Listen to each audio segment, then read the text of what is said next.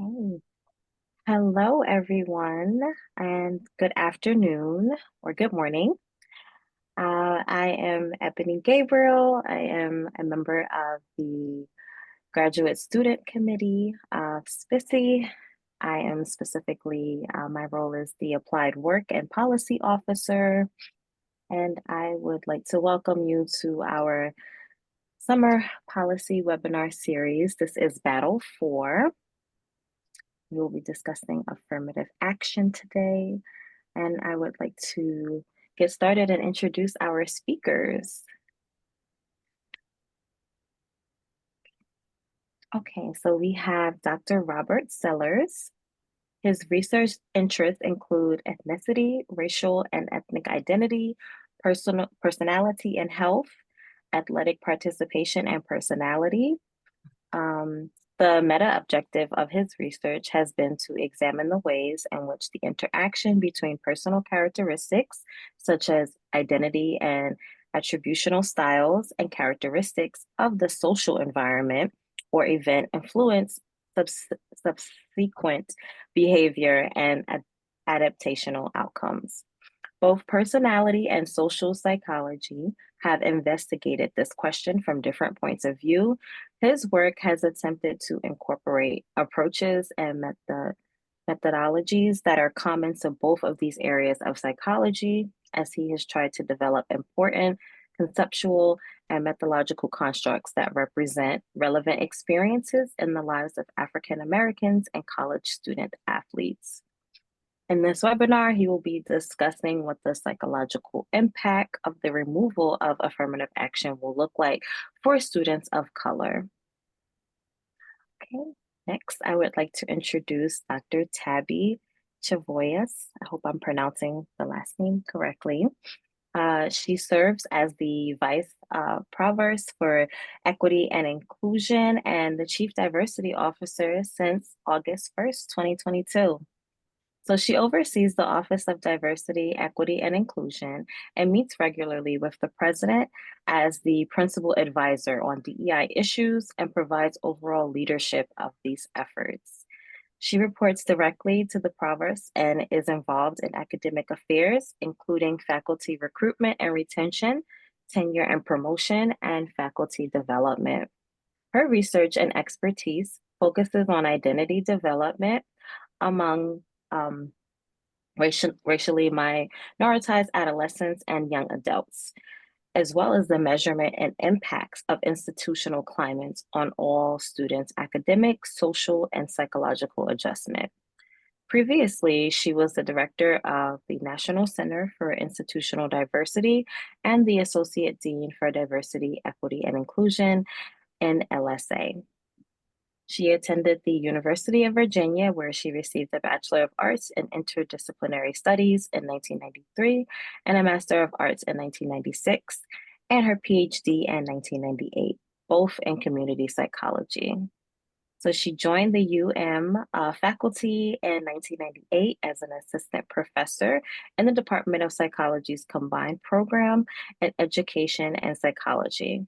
She became an associate professor in the School of Education from 2004 to 2012, and then an LSA from 2005 to 2012. She became a professor in both schools in 2012. And from 2007 to 2012, she chaired the combined program in education and psychology and was the associate dean for academic programs and initiatives in the Rackham Graduate School from 2012 to 2016. She was an associate vice president of research from 2019 to 2021. She was also the co-director of the Center for the Study of Black Youth in Context, which she co-founded in 2008. She has served on the executive committees for the Center for Statistical Consultation and Research, Humanities Collaboratory, and the Institute for Research on Women and Gender, and as a member of the University Academic Affairs Advisory Committee. National service roles include 2 national academics of science, engineering, and mathematics, committees focused on broadening diversity and access in science, technology, mathematics, and engineering fields, and editorial leadership roles in scholarly journals across education and psychology. So today she will be discussing the risk aversion of how schools interpret this national policy that the Supreme Court has struck down. Okay, so now I would like to hand it over to our speakers. Well, so Tabbye and I thought it would be good if we use this time, given the current broader zeitgeist with respect to the relatively recent ruling on the use of race in college admissions from the Supreme Court in the context of the larger attacks specifically on diversity, equity, and inclusion in higher education, that we would love to open this up to a broader conversation, and maybe sort of starting off with Tabbye, would you mind just talking a little bit about the background with respect to the Supreme Court actions, and in your role as Chief Diversity Officer, how do you see that impacting admissions, not only at the University of Michigan, but nationally? And I can hop in as well. Happy to do so. Sorry, I'm sipping. I'm feeling a little under the weather, so you'll see me sipping on broth during the session. Please indulge. Thanks for your flexibility. Well, I guess one of the things that I wanted to start with is just making sure that everyone had kind of a grounding, in terms of what we mean when we're talking about, affirmative action, or what's also called race conscious admissions too, because and also like what the Supreme Court ruling said and what it did not say. So, first I'll start by kind of prior to, the 2023 Supreme Court ruling that a number of states, such as our own state of Michigan, California, Washington, Texas, had already been under state legislative bans on race-conscious admissions that look pretty similar, even though the kind of elements of the different states' legislation looks a little different. But the common element was prohibiting race-conscious practices in admission. So providing admissions criteria that have an emphasis on one's racial identity as a category, providing a financial benefit like scholarships for admission related to one's racial identification as well. And so our own state, Michigan, for instance, since 2008 has been under legislative ban of race-conscious and gender-conscious admissions practices. So we were really kind of thinking, that the 2023 Supreme Court ruling would probably look similar to what had happened in those states that I just named. And it did and it didn't. So what I'll, so I'll just, kind of highlight both what the ruling was and then how it's being interpreted by many institutions, which, really I hope will have implications for the questions and things that you wanted to kind of to know and bring to this session today. So the Supreme Court decision was based on two cases, one focused on Harvard and one focused on, or two settings, focused on UNC Chapel Hill, with the idea that admissions practices were biased against Asian American students. What the Supreme Court actually found was that, based on the data and including data by scholars from all over the country who actually had the data from those two institutions, there was not evidence that there were biases in the admissions rates for Asian American students compared to other students. But the court, despite that, criticized race-focused practices, or practices that would be poor practices such as, personality tests. There's a narrative that, personality tests were being used that were culturally biased and the like too. So they denounced those types of practices, even though that wasn't found to be a part of what was happening at Harvard and Chapel Hill. So what they did was to ban the use of race as a category as in admissions. But the interesting thing that they did, which is actually different from our state, is to say that race could be looked at as a lived experience. So if you could, so you could still talk about race as a lived experience in your application, for instance, and that could be considered as a part of your application versus, systems where you're looking at a certain number of students from a particular group, or you're looking at race as a category or point systems and the like too, for particular groups too.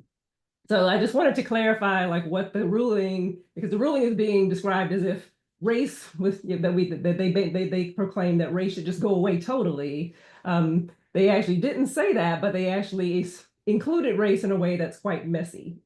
So the idea that how do you actually get people to describe, how do you define and operationalize, how you're going to take up lived experience in a systematic, equity-focused way in an application process. And so the other thing that I'll just mention, or I pass the mic to Rob, is the institutional responses. So despite what I just told you about the ruling, which was about the use of race as a category in admissions, what has been happening nationally is that, institutions have interpreted that as, race totally, that we have to get rid of race totally. In some cases, some institutions are saying, well, let's not even collect the data anymore. And then other places are broadening the interpretation beyond admissions. So let's get rid of our programs, outreach programs, and scholarships that have a racial focus, even though that was not under the actual Supreme Court ruling. Supreme Court ruling was limited to admissions, but some institutions are either being preemptive, like reading the tea leaves, that eventually it will go to these other things, or, they're using the ruling to do something that maybe they wanted to do in the first place, which was to tamp down some of these programs, given what we already have been seeing around the kind of backlash against diversity, equity, and inclusion kind of focused programs as well. So I guess two kind of takeaways there, three, that there was already a context across a number of states where race and race conscious admissions, meaning thinking about race as a category, as a part of your admissions criteria, had been banned. The Supreme Court expanded, a restriction on race in a more complicated way. And then beyond what the ruling was, some institutions have been, broadening that interpretation, not just to admissions, but to other areas that relate to race and diversity, equity, and inclusion. And I think to reiterate on some of Tabbye's points, to elaborate on some of the points that Tabbye made, is one of the things that we found here at the University of Michigan, again, having 20 years, well, 17 years of hindsight, being ahead temporally anyway, with regards to a similar ruling, only our case coming from a state constitutional amendment, is that a very limited ruling is being utilized by both individuals who are in support of diversity, equity, and inclusion, and diversifying our higher education pool and providing more access and opportunity. Both those who are in support of that and those who are not have attempted to broaden what the actual impact of the ruling has been.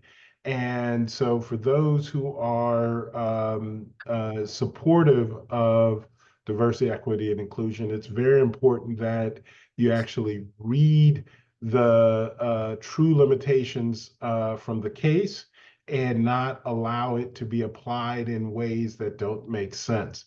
So here you had people saying, well, diversity, equity, and inclusion is illegal that, as Tabbye said, you're not allowed to ask about race or have race-based goals, when in fact that's not the case either. So in the previous case, the Gretz case, there was an explicit acknowledgement of diversity as a compelling educational argument. And the current case has not struck that down, at least not yet. A second thing that I think is really important is to understand that this is also, these are not things that have happened by happenstance, but these are part of a concerted, highly organized, highly funded effort to dismantle efforts of diversity, equity, and inclusion throughout higher education for very specific political reasons. And so understanding that also puts this and puts those who are pro-diversity, equity, and inclusion in a better position to try to not only maintain, but to continue and expand our DEI efforts. Yeah, the other thing that I would say for the Supreme Court case, just so in case that the motivation or kind of was not clear, the Supreme Court made an exception for the military, so that the race conscious admissions approaches were allowable in the military. And so if you think about who occupies or who disproportionately makes up our military, that it was very much recognized that a ban on the consideration of race would have negative implications for participation in that particular sector. So it wasn't about whether race was a good or bad thing. They knew in this case that there would be a negative consequence of banning race-conscious admissions for the diversity of the military, and they didn't want to lose that diversity. But it was okay to lose that diversity in other institutions, because there had been enough evidence based on the states that I just mentioned, Michigan, California, Texas, Washington, to show that banning race-conscious admissions does have a detrimental impact on the diversity of institutions. Even institutions that pivoted toward other types of approaches, it took time, resources, and to even begin to recover from those negative consequences. So it was known that there would be negative consequences, which is why, my perspective is why the military was made an exception to the ruling around bans on race-conscious admissions. Yeah. So it was another kind of fine period on Rob's point that this is not about like evidence on what is good or bad. It's about a particular set of political kind of politically motivated kind of goals, not necessarily based on what we know from the data and from the evidence base. And one of the efforts that has one of the tactics that has been used is to focus on individual harm without addressing larger societal disproportionate access and opportunity. So these attacks on diversity, equity, and inclusion in higher education attack perceived approaches to these efforts, over exaggerates the potential benefits for the traditionally underrepresented and opportunized students by focusing on potential individual harms, and never come back and offer serious or even any actual remedies for the existing structural and historical inequities in our education system. Yeah. And in effect says the that's okay, just as long as we don't impact any individual to make those changes. So, for example, Justice Roberts has famously said the best way to stop discrimination is to stop discrimination. But that's not the best way to remedy discrimination, unfortunately. And also, there's a tendency to paint a single pie and not look at the larger inequities with regards to opportunities that play out for traditionally underrepresented folks. The reality is that even race-based focused practices have only had a very small impact in the change with regards to the actual opportunities provided. Now, that small change is extremely important, but it is not like all of a sudden you have institutions, particularly highly selective institutions, that are overrepresented with regards to Black and brown folk. That's just not the case, but they attempt to frame things in that particular way. Yeah, and then the other thing that I'll say is, that is to, kind of a concrete example of how kind of the fallacy of thinking about, the experience of race at only the individual level. For instance, the Justice Roberts, comment that we could look at race as a lived experience is that is it exactly as Rob said, it doesn't account for systemic racism and discrimination.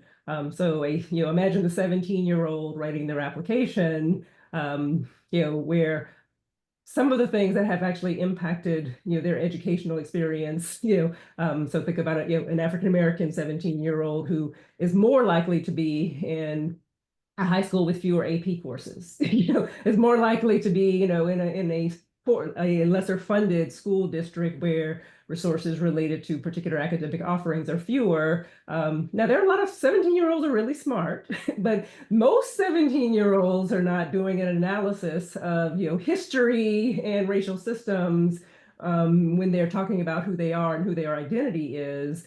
They may certainly be able to talk about who they are in terms of their identity, but the things that had probably the largest impact on their educational opportunities were things that were structural and systemic, and that were way beyond what they might be conscious of. I was an example. My high school only offered, our university now, used to require 4 years of language for students, for admissions. It's recommended now. It used to be a harder requirement. My high school only offered 2 years maximum. I thought that was the case for everybody until I went off to college and realized that I was at a disadvantage. Now I, had good test scores. I, was able to perform. I was not less smart than other students, but my opportunities and resources at my high school were lesser.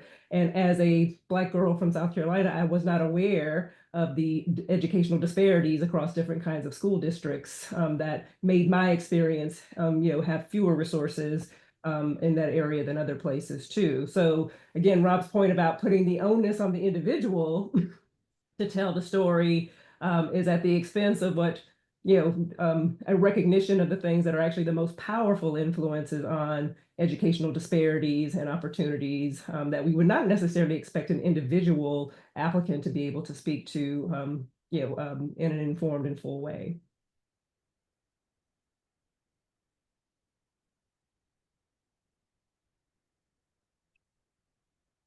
So I think there's a question. Oh. Okay, yes, we do. Okay, so given that race is basically something students can only discuss in their essays as lived experiences, how might that affect students' self-efficacy in writing college applications? People aren't even always aware of the social structural influences of racism. Might the only things that stand out are someone's resilience to an experience of police brutality, for example, and then it goes to a select group of people who may or may not find pathos in their application. What can we do with this information? I think that's a great point. The question really leads us to begin to think of race as one's race experience as only being discriminatory. That from an identity perspective, that one's identity only matters in the context of discrimination, when in fact we know that identity, particularly racial identity, plays significant positive roles in terms of one's understanding of one's culture, one's ability to interpret different situations, one's ability to ask questions in different contexts as a function of their understanding of their identity, and that their identity is not just simply that individuals, while understanding historic discrimination and ongoing discrimination, they're also joy, connection, sense of accomplishments, all of those things that are all tied into identity. And it sets us up into being a situation that, well, you have to, everybody who is a person of color needs to write some sense of pathos into their application. And that's what race becomes, and that's what they become, and that really is not conducive and helpful with regards to being able, as an institution, to create a community where people of different, in this case, racial backgrounds are able to learn from each other. It sets up situations where people begin to view all Black people or all people of a particular race as being only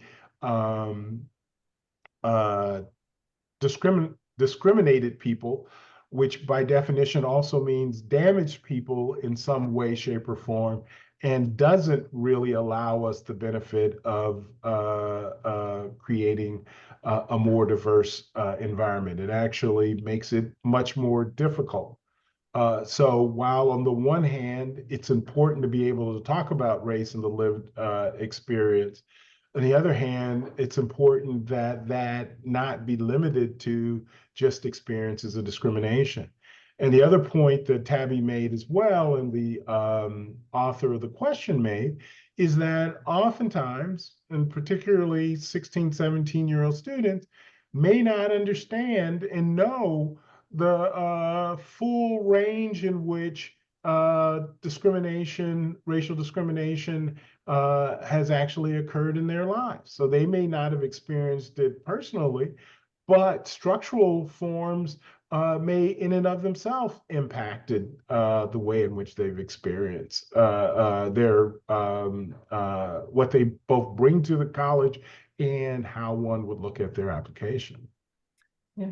And that's what I meant by messy, in terms of how the ruling, created some messiness too, because this then means that there is a large responsibility for the training of admissions, teams, admissions offices to actually think about, the very issues that the question, the person who posed the question laid out. Like, what does it look like to operationalize different ways that people can talk about race as a lived experience, in a way that doesn't mean, diversity doesn't mean adversity, it's not equated to adversity. And there's some research actually on this in the graduate space that, that when, admissions committees are thinking about diversity, they're looking for like who has the most compelling adversity story. And so that has implications for some of the trainings that have been developed for admissions committees at the graduate level. I think the same kinds of things happen, or must happen given the Supreme Court case ruling at the undergraduate level. There's some universities, I would say our university, because of the ban on race-conscious admissions based way back in 2008, moved to holistic approaches where you're looking not just at what students' essays are, but you're looking at the neighborhoods and the high schools that they're coming from, and you're looking at what they had the opportunity to take and do versus like what they were able to do. A student who's in a school that took one AP course and they have 30 AP courses offered looks different from a student who has one AP course and they only offer one AP course in the high school. And so we are incorporating those kinds of things into holistic missions, knowing that students don't have that structural picture, that admissions offices themselves must incorporate that structural picture as they also incorporate a more informed way of thinking about how people can talk about their racial identities or their gender identities or other forms of identity that matter to them.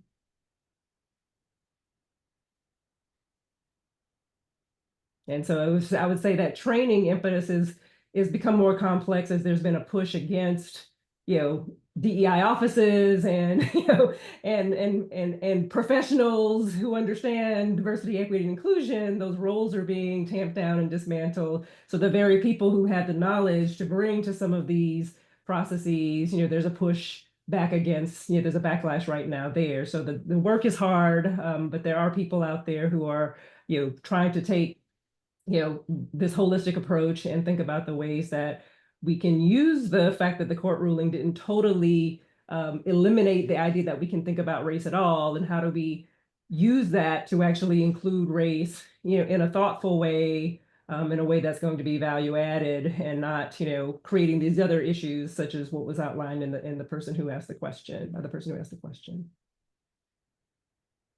A great question. I agree. It's one of my favorite questions. The other thing, that happens, that sometimes well-meaning counselors, and I've seen it happen, try to encourage, underrepresented students, racial minority students, Black students, minoritized students, to write about a tragedy or to kind of portray themselves in the tragic way. Like if that's someone's personal story and the story they want to tell, that's different. No one should be ashamed of their story, but that may not be the story, everyone's story, or it may not be the story that they choose to tell in a public document such as an application. And so, so when I talk about the training and the practices, it means at the high school level, as well as at the college level, in terms of how to best support youth in talking about their identities and who they are, if they wish, in affirmed ways, in authentic ways, in ways that respect their personal boundaries, but that also help give them an advantage in the admissions process.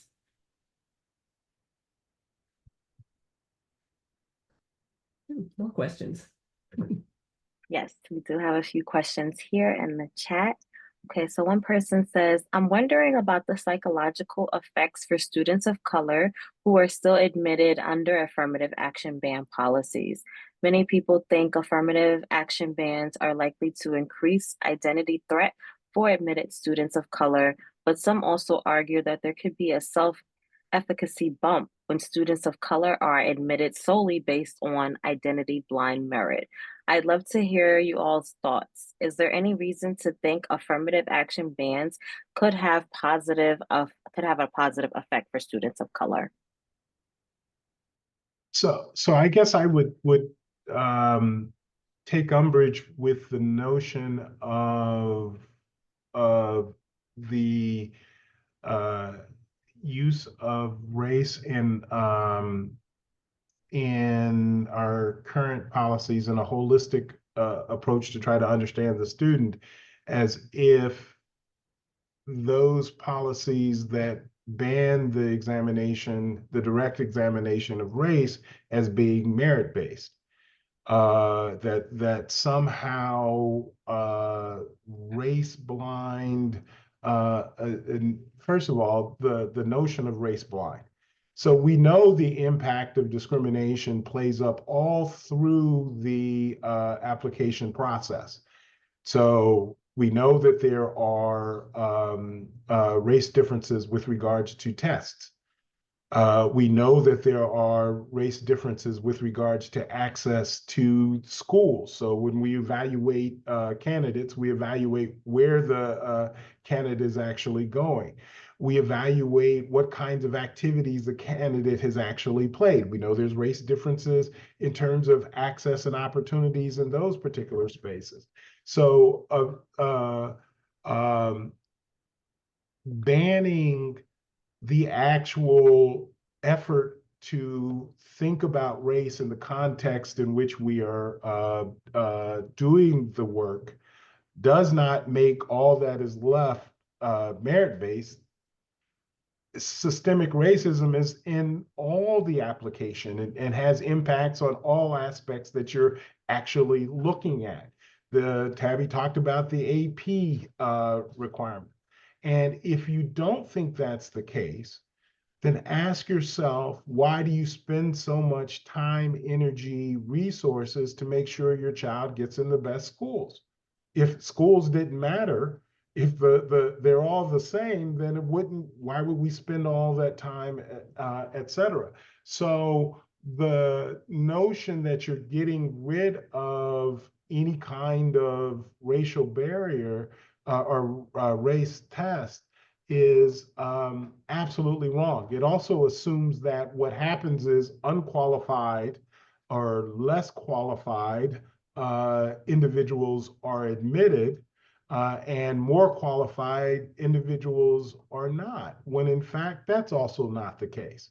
So at a place like the University of Michigan, which has the admitted classes coming in at 4.1, average high school GPAs at 4.1, you have at least 3, 4, 5 classes that could be admitted that would not significantly reduce GPAs or test scores in the admitted class. So you're talking about an incredibly qualified group of students to begin with. And all of them are equally qualified, given that they're so high on the range anyway, that even if you randomly selected folks based on any number of different categories, you would have similar classes. The notion that somehow using race is the determining factor in terms of who gets in and who doesn't get in. That's just not the case. So you're not admitting, so the premise that the notion that you would be admitting everybody that would be admitted belongs, that is already the case, whether it's using race-based or non-race-based criteria. And that's the same at Harvard, that's the same at Yale, that's the same at Berkeley, that's the same at UNC, that's the same at just about every one of the more selective public and private universities, which is where all of these cases have been contested at, whether it's University of Texas, University of Michigan, North Carolina, Harvard, Berkeley, et cetera. So I think we have to change that premise, as if the assumption being that, oh, okay, well, if you have race-based criteria in the explicit use of race in the admissions process, that means that you were only admitted because of your race. That hasn't ever been true, and that isn't true. And so the notion that you got rid of the use of race when you said, oh, well, you can't explicitly look at it, isn't true either. So that doesn't mean that you're just having a merit-based admissions process. The structural inequities are still tied completely in there if you get rid of the word race. And if you get rid of the use of race, then you're only going to exacerbate those impacts of the structural inequities with regards to race in our society.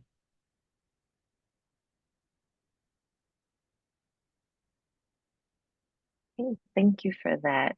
Like we have some more questions. Okay, this person says, thank you both for your response to my question. As a recent um, University of Michigan undergrad alumni 2023, I felt that the essay prompts to discuss identity or lived experience have been soliciting how I've overcome aspects of my Blackness or race-related socially engineered trauma rather than an embracement of said gifts. And of course, raising critical consciousness intentionally that would help to embrace those gifts in Black youth is another complex realm. Okay, so this one was more of a statement. Agreed, and yeah, I mean, I think this is where even at places, like our Michigan, where we've been under the restriction for almost multiple decades now, that there is still work to do related to exactly what the question asker notes, that by trying to have a pragmatic solution to something that based on something that was taken away, the ability to consider race. We don't want to unintentionally create, new barriers or new forms of bias or different forms of the same bias in that space. I have strong views and have been working with our leaders around these admissions issues and how we are framing and how we're teaching evaluators, whether they're faculty evaluators or admissions evaluators, to think about the strengths of minoritized communities and to counter even explicit and implicit thinking around this kind of narrative of minority equals trauma or brokenness.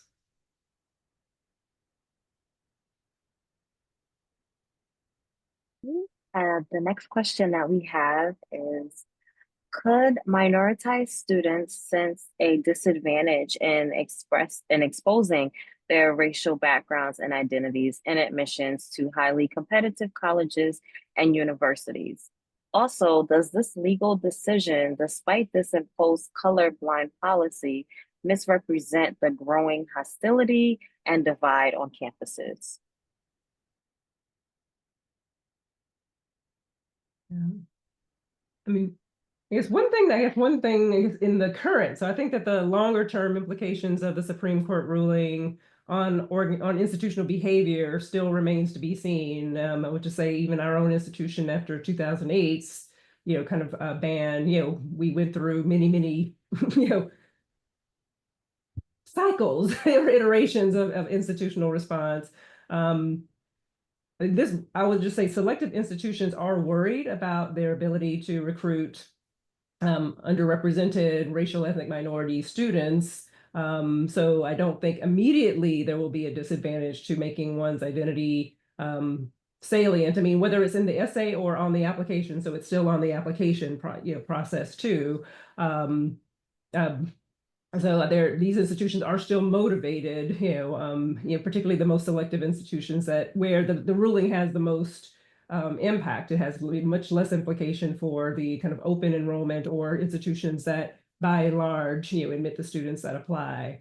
So I would say in the short term, like no, but keep conscious, keep aware, as I mean, there for some institutions, for instance, that have had DEI bans, have tried to move toward like, oh, data neutral. Let's not collect data on race and gender in the process in ways that might, bias us, ironically. But we still have standards and obligations to reporting to the federal government based on anti-discrimination laws, our applicant pools and the like too. So there already, there continue to be structures in place that make, colleges and universities, particularly the selective ones, still motivated to recruit students from minoritized communities. And we have reporting obligations based on anti-discrimination laws too. So again, in the short term, I would say no. But I do, I think indicating your race and how you indicate your race, given the prior questions that we were addressing, have a bit more nuance. That there are probably things that applicants should think about as how they're describing who they are in ways that are authentic to who they are, and and how they want to represent themselves. But indicating your race alone in the short term, I don't think that there's a disadvantage at these selective institutions. I don't know, Rob, do you have a different view on that? No, I would agree. I would agree 100%. Our next question is, even if students can discuss their lived experiences, my understanding is that decision makers cannot officially use racial experiences in their decision making. Official acceptance criteria may not reflect a preference for minoritized candidates. Is that correct? If so, it seems like what the new legal framework does is create more ambiguity in the admissions process, whereas a minoritized person, you don't know how your lived experiences will factor into your admission decision. Could such ambiguity increase anti-minority discrimination? I believe that in some ways the whole process um, may result in more anti-minority discrimination. In this, if in terms of the impact on the larger context and the larger zeitgeist, the challenge is the fact of the matter is, and as social scientists and social psychologists, we know that prejudice attitudes exist in society, exist in individuals, exist in larger spaces. Not to get too political, but you've got one candidate calling another candidate stupid, despite the other candidate having obtained uh, uh, law degree, being at the highest level of her profession, having demonstrated tremendous intelligence throughout, but yet the framing of that candidate is as less intelligent, as the person says, and now the latest as lazy. The only way you can understand those kinds of framings is in a racial lens. And so the fact of the matter is that the admissions process is made up of people, and people hold various attitudes, and those attitudes may play out in different ways. And unfortunately, the approaches that we tend to think might result in less individual prejudice are also dripping in larger institutional disadvantages that are even larger than perhaps those individual prejudice. And so while we may try to focus on numbers as a way to reduce prejudice, and whether that's in admissions process, whether that's in promotion and tenure processes, whatever aspect of our field, we think that those numbers are somehow not biased when we don't take into consideration that the bias in those are the result of how those numbers are actually created. And we set ourselves up for even greater disparities in the use of numbers or criteria that are supposedly non-human, when those criteria are inherently influenced by differences in access to be able to create those numbers. I know that sounded a little cryptic, but. I guess the other thing that I would add related to this question which is, I think, a really excellent question about like how do we provide guidance to applicants as they develop their applications, and the guidance, has to also then translate to how people are evaluating them. So the idea that yes, like race explicitly can't be used as a criterion, but this is where I think this links really nicely to the prior questions about how are people so if you choose to talk about your racialized experience as a lived experience, connecting that experience to areas that that they're looking for in the application. So it doesn't have to be overcoming trauma or adversity, even though I know that that's a place that applications look to. If that's your story and that feels authentic to how you want to represent yourself, great. But then there are also ways, I think that was suggested in the prior questions and in Rob's comments too, is that one's racial lived experience could also relate to leadership. Things that you've done in your community, in service of your community, that reflect agency and joy or community and cultivation of that too. So yes, it is true that you won't that they wouldn't be able to use your race, but if you are connecting your lived experience of race to those strength areas that we know colleges do look at, like leadership and engagement in community, then those are some of the ways. And again, we need to be able to provide students, applicants with this guidance and to make sure that the training is happening on the evaluation side. But those are ways that one can talk about one's lived experience as connected to strengths and competencies that we know that colleges, particularly selective colleges, are looking for, along with those indicators of the academic performance excellence.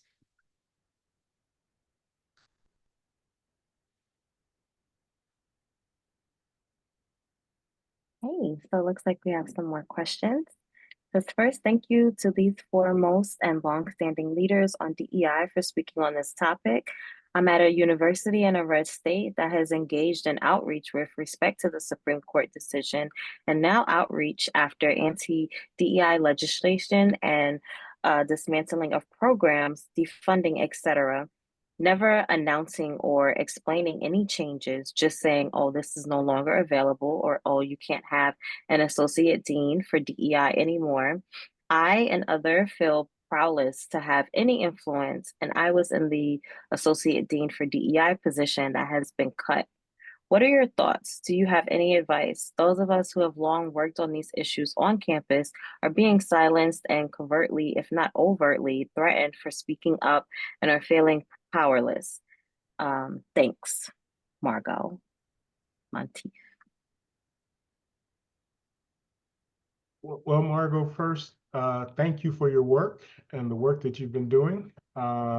Unfortunately, you are not alone in your situation. This is happening all across the country. And particularly for those of us who are in red states, though Michigan is more purple, blue at the moment, sometimes red. But for those who are in more red states, well, actually, I'd say for red, blue, or purple states, getting together with other like-minded, committed individuals is important, and developing more grassroots tactics to make sure that your voices are heard. And one of the most important grassroots tactics is subversion. So in some spaces, the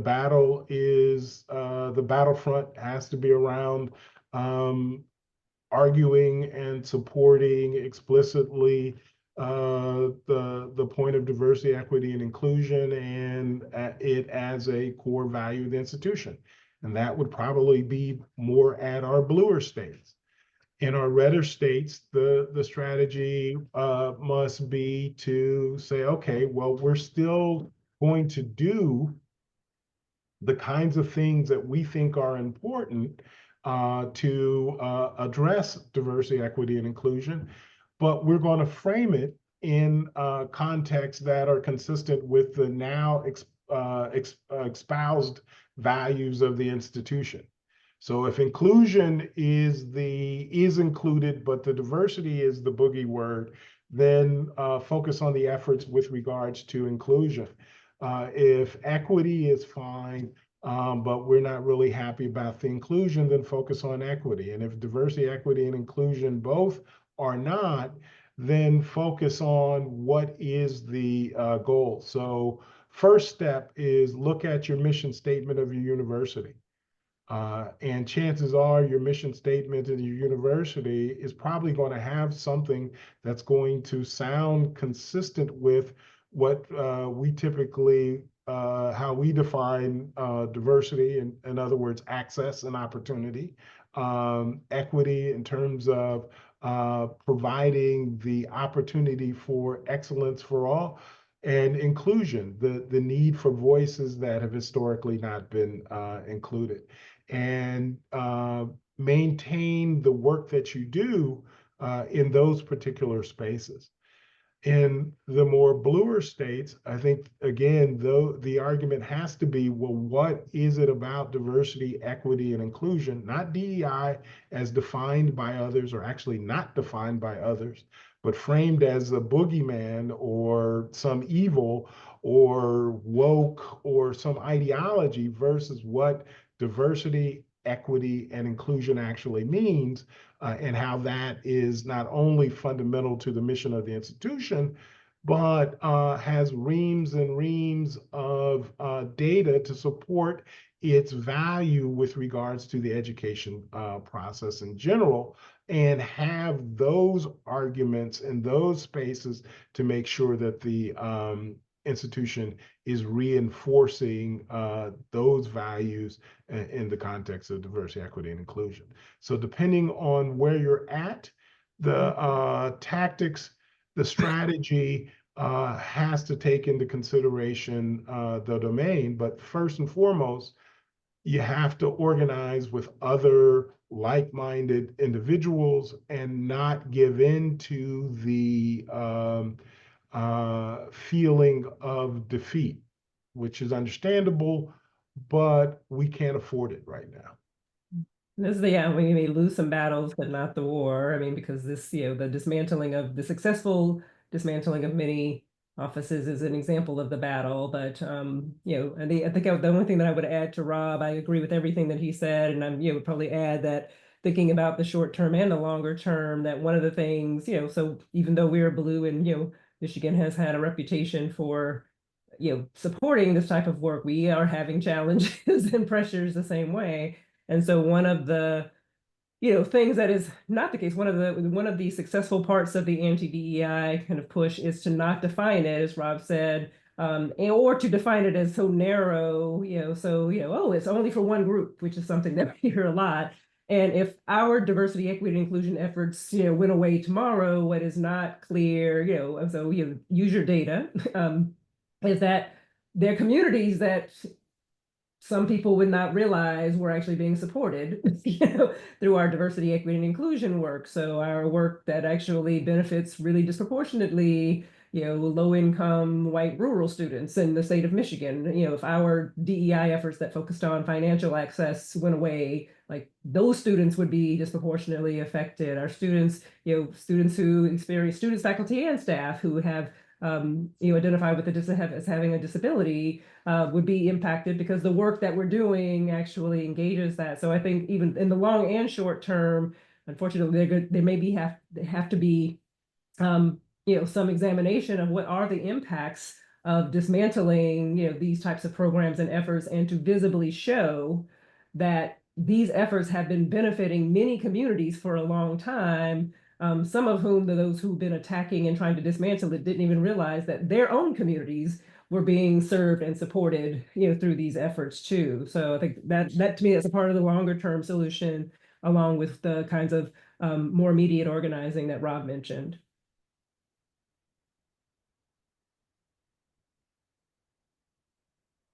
Oh, so it looks like we have a few more questions in the chat.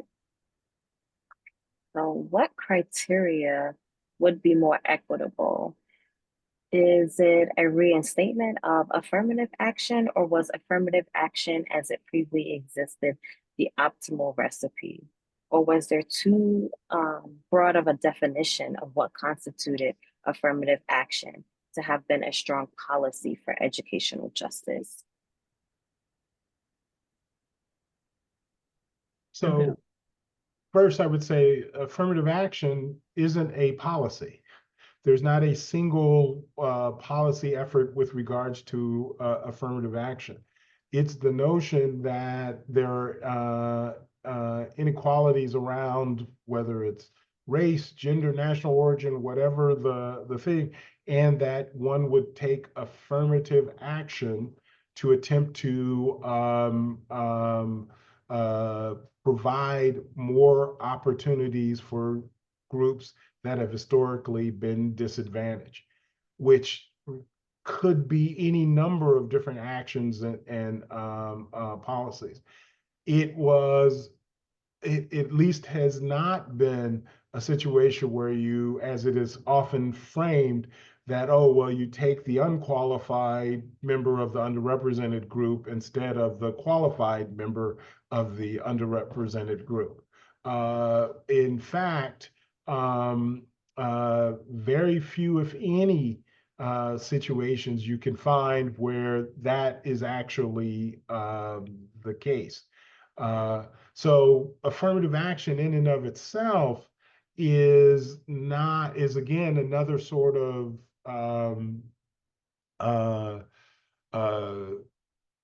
projective test in terms of defining. It's not really defined, whatever you want to put into that particular frame. So but the larger question of, so what should we do otherwise? Well, what I would say is, it seems to me to be, as a psychologist, as a researcher, very difficult for me to try to understand and to address something that we know plays an important part if I'm not allowed to at least even say the words, or to actually address the problem. So you can't get rid of racial inequities simply by not being allowed to look at race. It just doesn't work that way.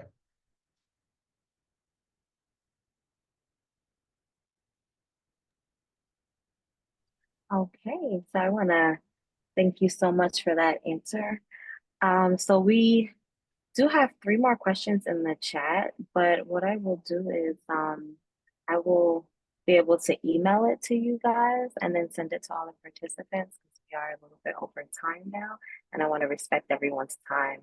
But I want to thank you again to Dr. Robert and Dr. Tabbye for coming to talk to us today about affirmative action. And thank you for all of the questions, all of the attendees. Thank you for being here.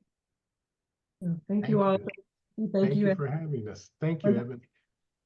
Yes, thank you. I hope everyone has a great day and a great week.